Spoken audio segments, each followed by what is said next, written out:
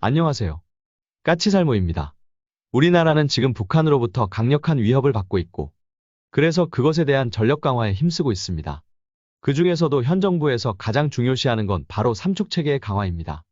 삼촉체계란 킬체인과, 그리고 적의 탄도미사일을 방어하는 KAMD가 있고, 그리고 KMPR인 대량응징 보복이 있습니다.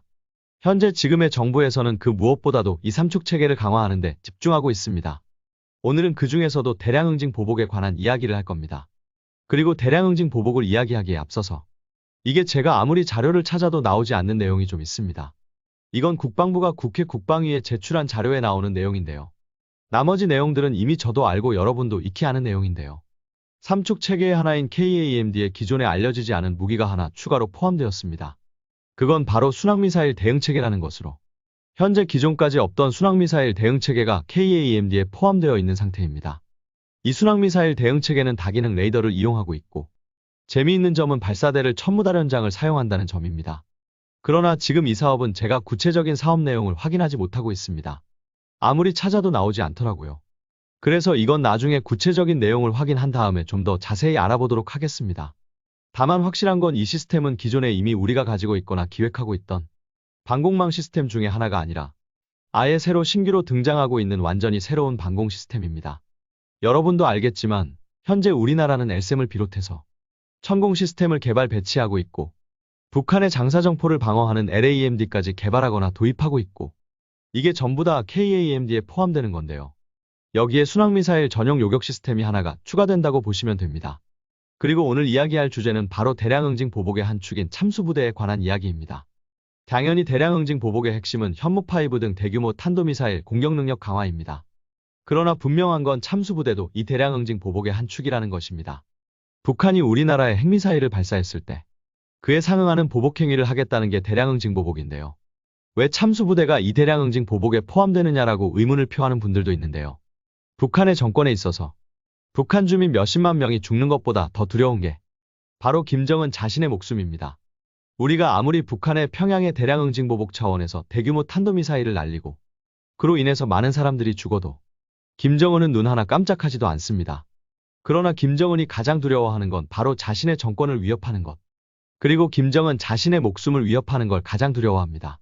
그렇기에 김정은의 목숨을 노릴 수 있는 참수부대야말로 북한이 보유하고 있는 핵이 우리에게 위협이 되는 만큼이나 김정은에게는 큰 위협이 되는 겁니다. 그래서 참수부대는 삼축 체계의 한 축인 대량응징 보복의 주요한 핵심 자산이 되는 것입니다. 그래서 우리나라는 지금 이 참수부대를 강화하기 위한 대규모 투자를 하고 있습니다.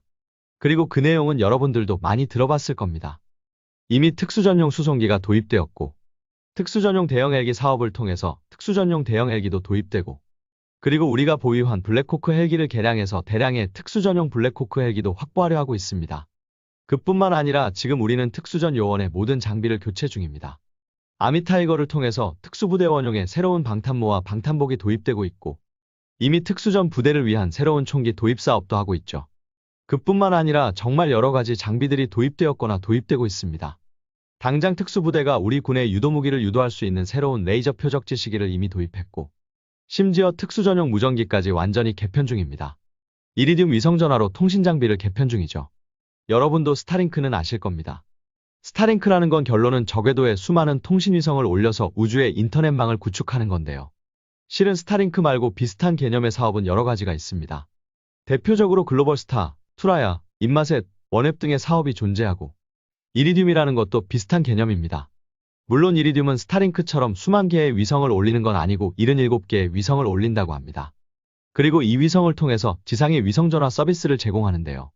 현재 미국의 특수전 부대가 이 이리듐 위성전화를 통신망으로 활용 중입니다. 그리고 우리 군도 미국 특수전 부대의 조언을 받아서 이리듐을 도입하는 중이고 그래서 우리 참수부대의 핵심 통신수단으로 사용 중입니다. 거기에 제가 이미 특수전용 다목적 발사기 사업을 통해서 칼구스타프가 도입될 거라고 이야기했고 심지어 권총까지도 지금 교체하는 사업이 진행 중이라고 이야기했는데요. 한마디로 말해서 지금 우리 참수부대는 탑승해서 북한에 침투할 침투수단부터 방탄모와 권총 그리고 심지어는 무전기까지 모든 걸 다 교체하고 있는 겁니다. 솔직히 이 사업들이 다 개별 사업으로 이루어지고 있는 거라서 여러분은 느끼지 못하겠지만 참수부대를 위한 전체 사업을 다 합치면 수조 원을 벗어나서 수십조 원에 이르는 KF-21 도입 사업보다도 더 대규모 사업인 겁니다. 그리고 당연히 여기에는 무인체계도 포함됩니다. 당연히 특수부대를 위한 무인기를 도입하는 사업이 존재하고 이미 일부는 도입되었습니다. 그런데 제가 왜 이걸 무인기라고 하지 않고 무인체계라고 하냐고 한다면 여기에는 지상 로봇도 포함되기 때문입니다. 여러분도 땅굴 로봇이 개발되고 있다는 건 다들 들어보셨을 겁니다. 이게 바로 특수전부대. 그러니까 참수부대를 위해서 개발되고 있는 무기인데요. 이게 뭐 마치 땅굴 탐지 로봇처럼 이야기되는데요. 물론 로봇이 터널 탐지 기능이 포함된 건 사실입니다. 그러나 이 로봇을 터널 탐사에만 사용하는 것 아니고요. 터널뿐만 아니라 벙커나 건물 침투 시 병사들이 건물 안에 뭐가 있는지 모르기 때문에 이 로봇을 먼저 보내서 건물 안을 스캔해서 탐사하는 용도로 사용하는 로봇입니다. 물론 우리 같은 경우에는 단순하게 참수부대가 건물 안에만 진입하는 게 아니라 북한의 김정은의 벙커 안으로 침입해야 하고 그리고 김정은의 벙커는 터널같이 미로처럼 되어 있기 때문에 터널 탐사 능력이 필요하기에 단순하게 건물 안을 스캔하는 능력을 벗어나서 터널을 탐사하는 기능을 부여하고 있는 겁니다. 거기에 우리는 이미 로템L이라고 이스라엘산 자폭 드론을 도입해서 참수부대에 배치를 했는데요. 실은 참수부대를 위한 국산 자폭 드론도 개발 중입니다. 현재 우리가 개발 중인 자폭 드론은 자폭 드론으로 가장 유명한 미국의 스위치 블레이드와 거의 똑같은 드론입니다. 내 휴대용 발사기에 의해서 발사하는 방식으로 로템L 같은 경우는 이륙시키고 탐색하고 공격하는 과정이 상대적으로 오래 걸리기 때문에 대응 속도가 떨어지는데요. 스위치 블레이드는 발사기에서 마치 박격포탄같이 발사해서 대응을 하는 거라 대응 시간이 엄청나게 짧죠. 그래서 국내에서도 스위치 블레이드와 거의 같은 자폭 드론을 지금 개발 중입니다. 그리고 당장은 우선 참수부대를 위해서 개발하고 있고요. 물론 이게 효과가 좋으면 참수부대 말고 도입이 확대되겠지만 우선은 참수부대를 위해서 개발 중입니다. 그리고 특수전용 정찰무인기도 도입하려 하고 있는데요. 지금 우리가 참수부대를 위해서 하는 사업들은 전부 세계 최고 수준의 장비들을 도입하는 겁니다. 그래서 굳이 국산 장비를 고집하고 있는 게 아니라 국산 장비 중에서 세계 최고 수준의 장비가 없다면 외국 장비를 도입하는데도 주저하지 않고 있고요. 그래서 지금 특수전용 정찰 무인기는 국산이 아니라 외국산 장비가 가장 강력한 후보입니다. 지금 국내의 휴니드 테크놀로지스라는 회사에서 덴마크의 노르딕 윙이라는 회사에서 개발한 아스테로라는 무인기를 제안하고 있습니다. 이 무인기의 성능은 상당히 놀라운데요. 이 무인기의 재원을 살펴보면 전폭 2.33m에 전장 1.18m의 크기에 무게는 4.5kg으로 상당히 경량형 무인기로 당연히 분해해서 보병이 휴대할 수 있는 크기의 무인기입니다.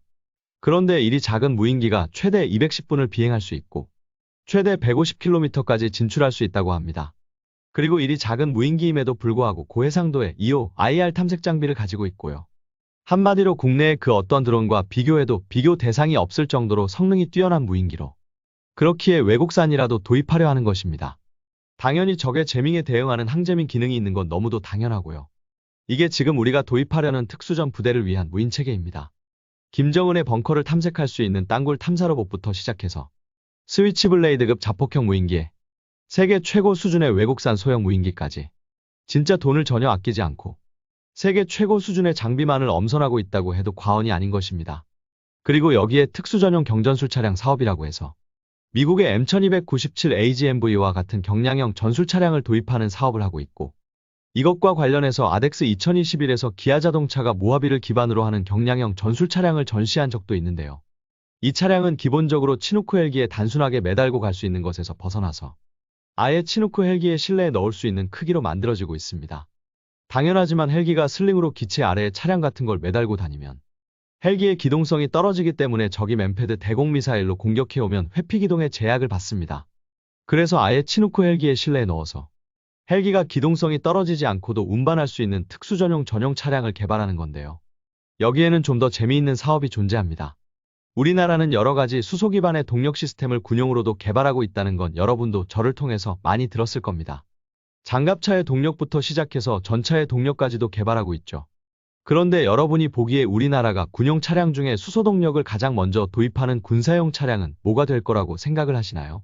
그건 바로 특수전용 전술 차량이 될 겁니다. 현재 기아자동차에서 2022년 12월부터 2025년 5월까지 하는 사업으로 특수전용 수소동력 전술 차량을 개발하는 사업을 하고 있습니다.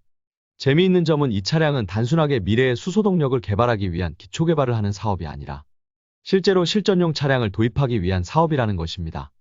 왜냐하면 이 사업은 수소동력 전술 차량에 수소를 충전하기 위한 경량형 수소충전 차량까지 함께 개발되고 있기 때문입니다.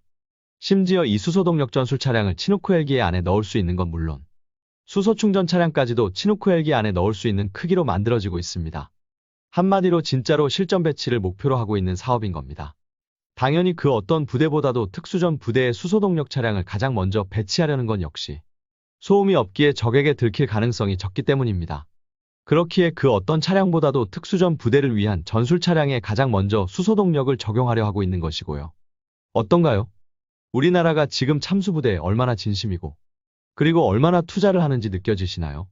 분명한 건 이 사업들이 전부 끝나고 실전 배치가 된다면 심지어 미국의 특수전 부대보다도 더 뛰어난 특수전 부대가 우리나라에서 탄생하는 거라고 이야기할 수 있을 정도의 사업이 지금 우리나라에서 이루어지고 있는 겁니다. 한마디로 지금 우리는 참수부대에 돈을 들이붓고 있는 거라고 보시면 됩니다. 그러나 이게 과연 옳은 건지는 저도 잘 모르겠습니다. 여러분이 보기에는 어떤가요? 우리가 삼축체계에 예산을 집중하고 참수부대에 돈을 들이붓고 있는 게 옳다고 보시나요? 이상 영상 봐주셔서 감사합니다.